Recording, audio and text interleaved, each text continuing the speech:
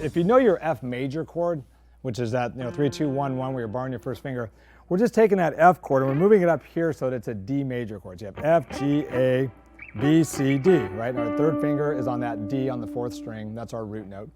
So there's your chord. And the way that rakes work, and most people can get one of the two techniques correct. So the first is we want to be able to roll our fingers, right? I want to hit that first note, hit the second note, hit the third, and then roll. So do a close-up with the left hand, and you can stay close up for this section. We're going to do roll, right? I don't want a chord like that per se, right?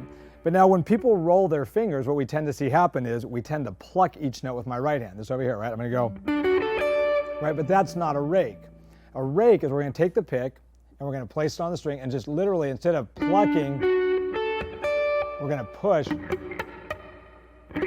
It's like a slow strum, really, right? Individual notes so that each string is what the rake is. Now the challenge is, if we do our fingers here where we roll them, we tend to want to pluck, or if we hold a chord, then we can rake it, but that's just a strum. The challenge is to do both. So the way to practice that is to have just your third finger down, hit that note and push the pick into the next string, and stop there. Let the string stop the pick. Then put your second finger down. Do the same thing. And then push into the second string. Now put my first finger down, push in, and then roll.